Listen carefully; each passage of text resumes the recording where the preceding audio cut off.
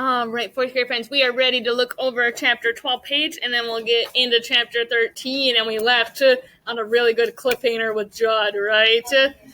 So let's look over chapter 12. All right, you needed to do the inferences and the stop and jot. Why don't we start with the first inference? So, Dad pets the dog and gives him food off of his plate. What can we infer about Ray? What can we infer about him? Christian, what can we infer? I infer that Ray is getting attached to him because, if he wasn't getting attached to him, he probably wouldn't be all nice to him and stuff right now. I infer Ray is getting attached to the dog because he is kind of like that giving food, right? Nice. Good fourth grade answer, too, with that sentence. What else might you infer about Ray? What else? Anyone have something different? Rick, what did you have those different? Well, I think that Ray is actually nice to the dog, but he doesn't want to show it to everybody else. So, what do you infer about Dad? I infer he is nice, but he doesn't want to always show it to the family. Okay, and then remember your because. Inference is always got that because. Because he was pretty bad at Marty earlier, but now that they have Shiloh, he's starting to pet him and feed him food. Okay. All right, what else you got? Amelia, what do you think about Ray? I infer that Ray is being careful with Shiloh because the German Shepherd was hurting him and everything. So Ray is being careful with Shiloh because he got hurt by the German Shepherd. All right. Holly? I infer he kind of Shiloh with him. If he doesn't really like Shiloh, why would he be having them, giving him the food? Right. So he's giving him food off, so we can kind of infer he's growing on him, right? He's starting to like Shiloh. All right, let's look at the second one. Shiloh puts his belly on the floor and climbs back into his box. What can we infer about Shiloh there?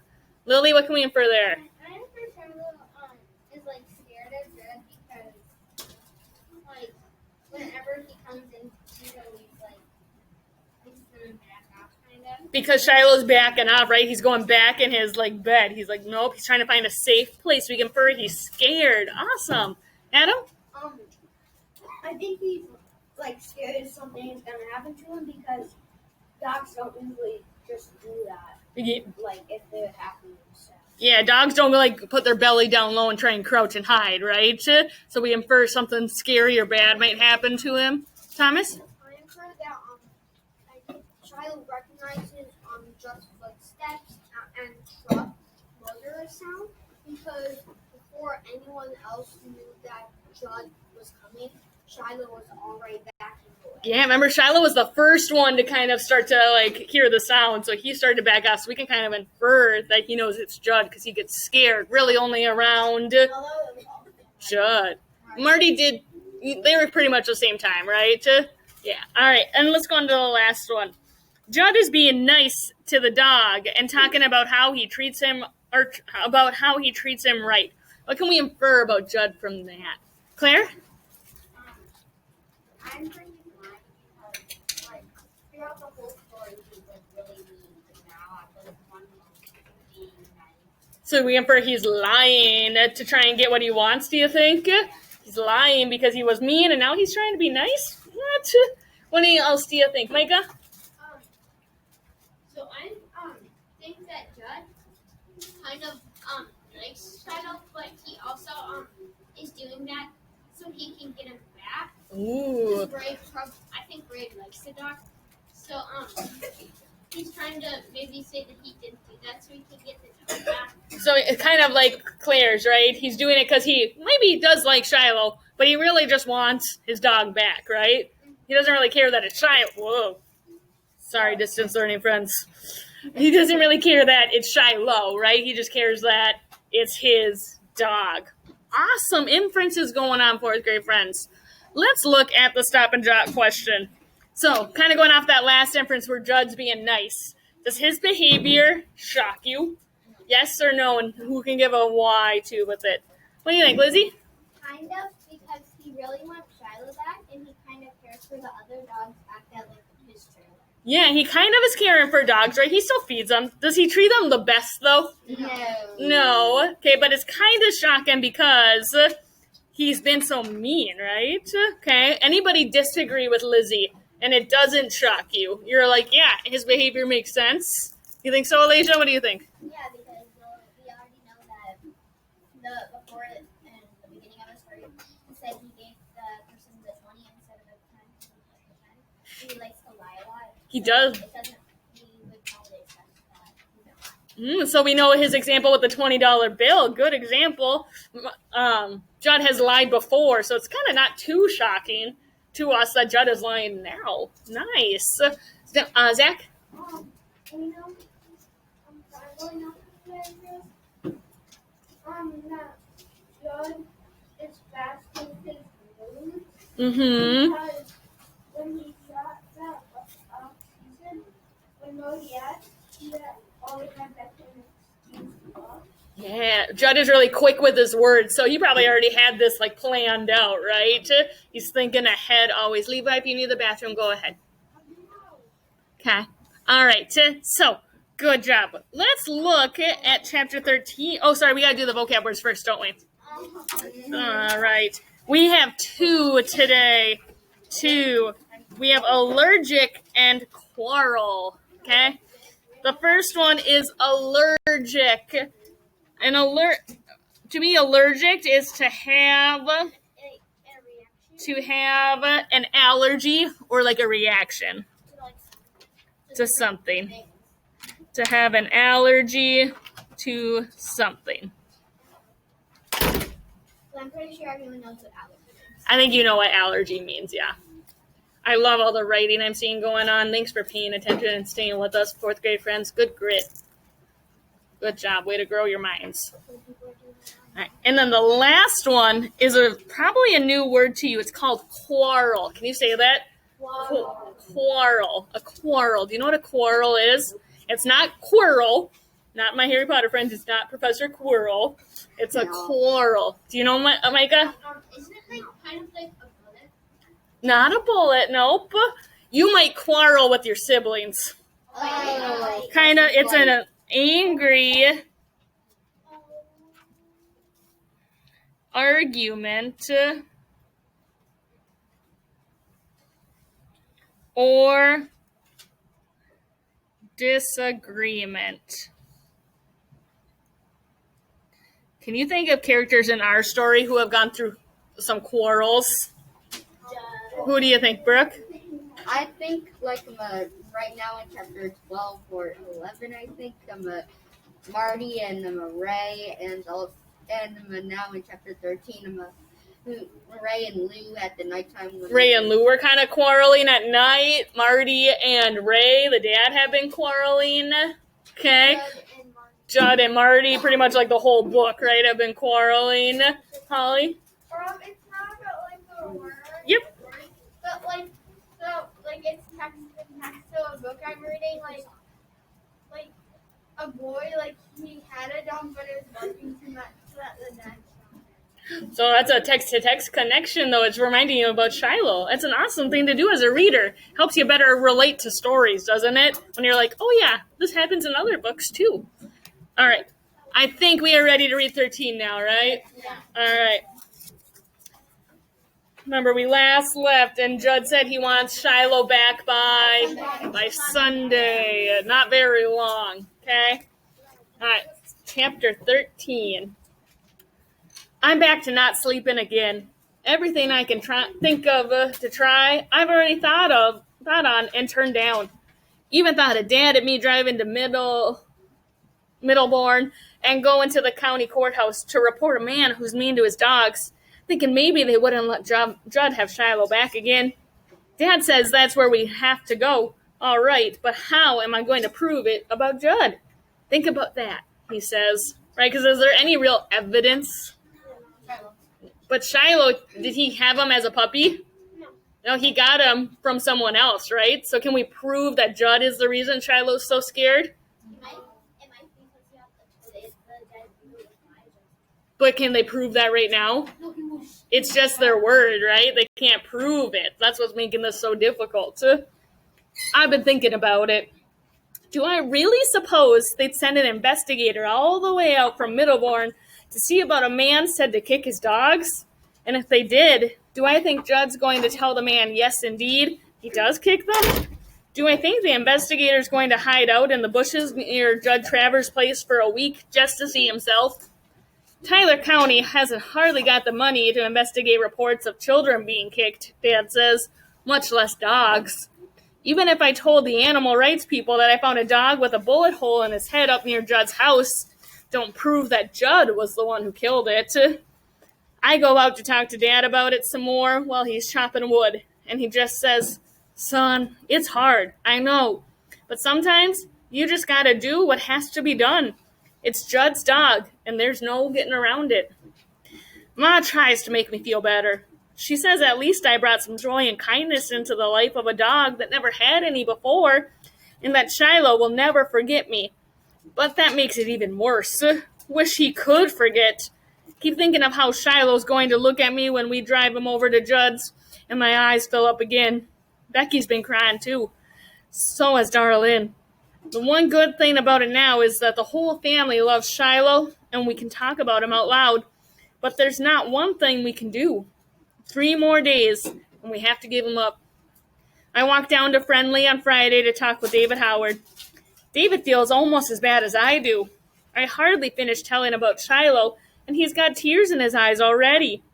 David Howard's 30 pounds heavier and bigger than me, and he still don't care who sees him cry. I've been thinking, David. I say, you got relatives in Ohio, don't you? He nods. You think any of them would take Shiloh? Could you call them up and ask them to drive down here tomorrow and take him back with them? And I'll tell Judd we let Shiloh out one day and he never come back? More lies. But David's shaking his head already. It's only Uncle Clyde and Aunt Pat, and she's allergic to dogs. They had one once and had to give him up. On the way back home, I'm thinking about someplace really good I could hide that dog. The old gristmill, maybe, up by the bridge.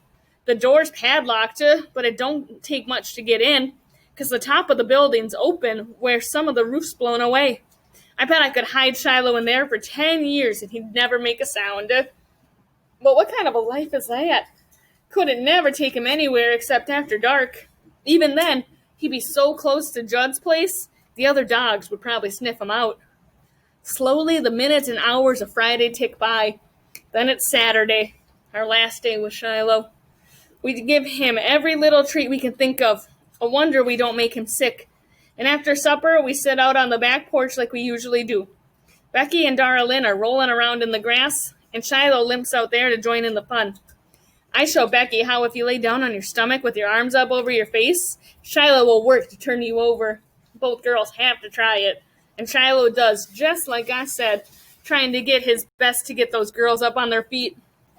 If Becky ever fell in the creek, I'll bet Shiloh would pull her out, Ma says. If I ever saw a snake, I'll bet Shiloh would kill it for me, said Darlene. I got a sadness inside me growing so big, I feel I'm about to bust. That night, I sleep a little bit, wake a bit, sleep a bit, wake some more. About dawn, however, I know what I gotta do. I get up quiet as can be. Soon as Shiloh hears me, of course, he's out of his box. Shh, Shiloh, I say, my finger to my lips. He watches me a moment, then crawls back in his box, good as ever. I dress, pull on my sneakers, take me a slice of bread from the loaf on the counter, and a peach off the tree in the yard. Then I take the shortcut through the east woods toward Judd Travers's. It's the only thing left to do. I talk to Dad, to Ma, to David. Nobody's got any more idea what to do than they did before. What I'm fixing to do is talk to Judd straight and tell him I'm not going to give Shiloh back. Rehearse my lines so often I can say them by heart. What I don't know, though, is what Judd's going to say, what he's going to do. I'll tell him he can beat me, punch me, kick me, but I'm not going to give that dog up. I'll buy Shiloh from Judd, but if he won't sell and comes to get him, I'll take Shiloh and head out in the other direction. Only way he can get his dog back is to take me to court, and then I'll tell the judge how Judd treats his animals. Halfway through the woods, I'm thinking that what I'm about to do could get my dad in a whole lot of trouble. Around here, it's serious business when you got a quarrel with your neighbor and you got to carry it as far as the law. Folks ain't that fond of Judd, and most of them likes my dad, but when it comes to taking a man's property, I figure they'll side with Judd. I'm not making life one bit easier for my parents or Darlin or Becky, but I just can't give up Shiloh without a fight. Fourth grade friends, what page are we on? 117. Thank you for following along. Okay. Will he shoot me? That thought crosses my mind too.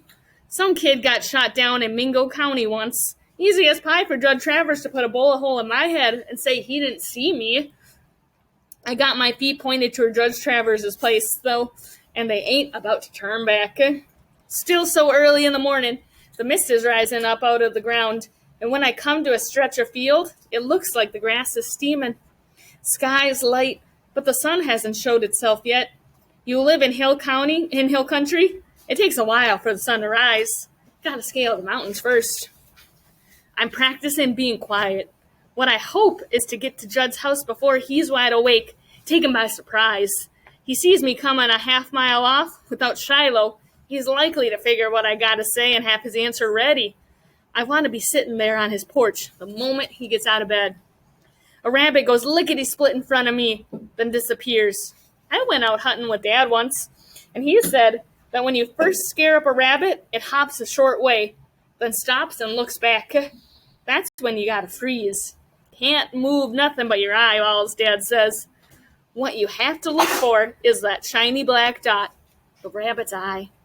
If you look for the whole rabbit, you almost never see him because he blends into the scenery. So I don't move a muscle and look for the shiny black dot. And there it is. I wonder what's going on inside that rabbit, if its heart's pounding fierce. No way I could tell it I wasn't going to do it harm. So I go on, back into the second stretch of woods, heading for that second field. I'm just about to come out of the trees when I stop dead still again. For right there in the meadow is a deer, a young doe. She's munching on something, and every so often she stops, looks up, and goes on eating again. Hardest thing in the world for me to see how anybody could shoot an animal like that. Then I think of a couple winters ago, we hardly had any meat on our table, and I guess I can see how a father with 3 kids could shoot a deer. Hope I never have to, though. I'm just about to step out into the meadow when, crack! It's the sound of a rifle. It splits the air and echoes back against the hills. The doe takes out across the meadow, heading for the woods. Its front legs rear up, then its back legs as it leaps. It's a tail of a flash of white. Crack! The rifle sounds again, and this time the deer goes down. I can't move. One part of me wants to go to the deer. The other part knows that somebody's out here with a rifle shooting deer out of season. And before I can decide whether to go on or turn back, out of the woods on the other side steps Judd Travers, rifle in hand. Oh, this just became serious. That did get serious. Tomorrow we will read 14. Oh, that might be the best cliffhanger we've been left on, right? Yes. Do you think we're coming up to like the climax, the peak of our story? Yes. Because as the cliffhangers get better, we're getting closer and closer to the top, right? We're almost there. We will read chapter 14 tomorrow. Chapter 13, though. How does Marty know that his family's having such a hard time giving up Shiloh? What did Marty say? Why is it so hard for the family to give up Shiloh? How do we know? What examples can you give? What do you think, Terry? Honestly, I would Shiloh would, if like Darlin was in like a lake, she would, It was Becky. pull out. If Becky fell in, Shiloh would probably pull her out. What did Darlin say? What did Darlin say, Ryan? Then if there was any like snakes in Shiloh. Shiloh would kill it. How many of you are hoping, like Becky, that Shiloh would be around to protect you from those snakes? I'm one of them. Darling. Yeah, or from Darlin, like the snakes. Do you think Marty was right when he's heading to Judd's? Remember, he's like, I'm kind of scared he would shoot me.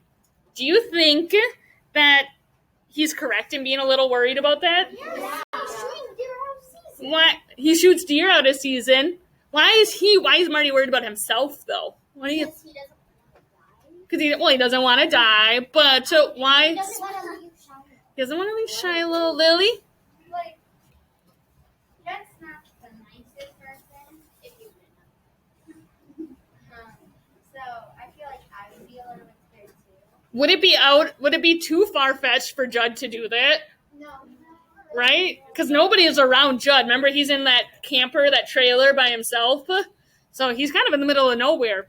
All Judd has to say is what? I didn't see him. I don't know what you're talking about. And everybody be like, well, we can't prove it, right? That's so scary, isn't it? Yeah. Oh. Do you think Marty, what would be a good character trait to describe Marty going to Judd's? He's pretty brave, isn't he? All right, let's look at our chapter 13 page for today.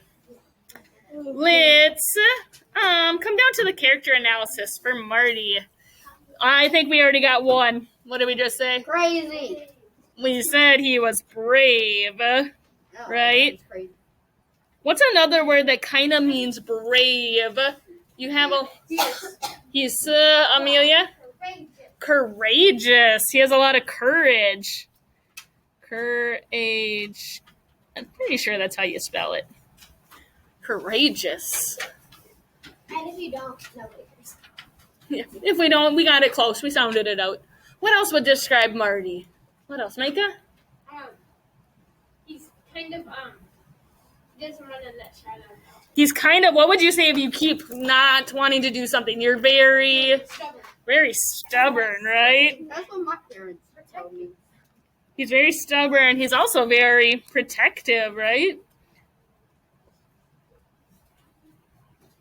Any other ones for Marty, Kateri?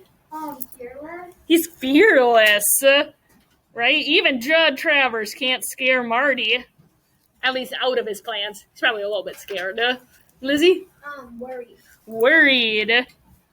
Because he's thinking through all those scenarios, right? He's thinking about everything he can do. He's worried. Lily? I think he's kind of smart because he said that he memorized all of his lines. He was smart to think through all of his lines, right? He's like, I know everything I'm going to say. Claire? Thinking ahead. He's thinking ahead. He's maybe a planner, right? Planner.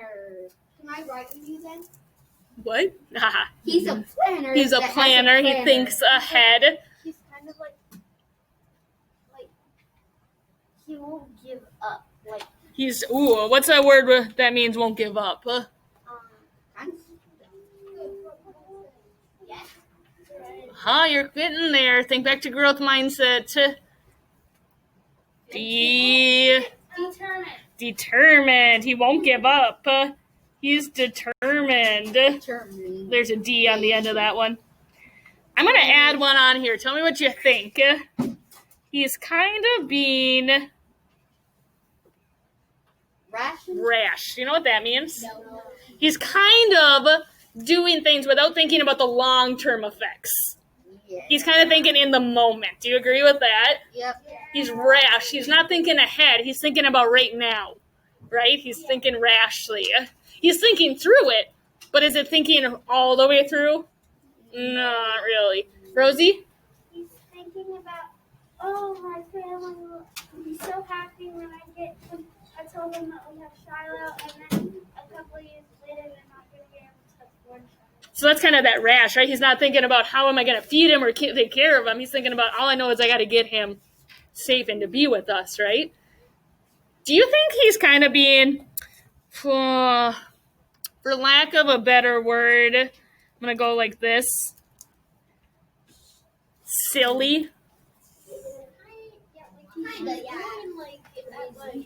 Kind of.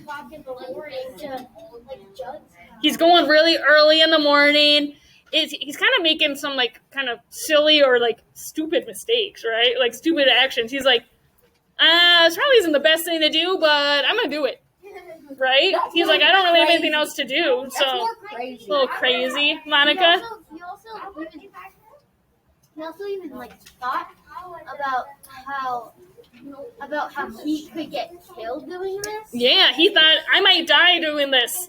That kind of goes under that like silly, right? He's like, it's a little brave, but sometimes we take it a little too far, right? He's like, might not be the safest, but what choice do I have? It's Shiloh. All right, so I believe that you can handle the rest of this because these are comprehension questions. Stop and jot is kind of your thoughts, right? And then a prediction. Do you know what a prediction is? Claire, what's a prediction? What you think is going to happen next, okay? So draw a picture or you can write, whatever's easier for you. But if you do a picture, 4th grade quality sketch, right? And if you write, and 4th grade quality sentence if you're writing, to show how the story's going to end. That's why we can't read 14 today, because you have to make a prediction. And what do you think is going to happen next? How is it going to end? Okay. We only have 2 more chapters. We only have 2 more. Holly? We will read 14 tomorrow, and we're going to leave you on a good cliffhanger over the weekend. No. It's not as good a cliffhanger as today, but we'll finish on Monday, and then next week we'll do Shiloh, the movie on Thursday, because we have Christmas stuff on Friday. So, all right. So I will give you a few moments, my in-class friends, to work on Shiloh before we go on to spelling or to grammar and spelling check-in. Thank you for joining us.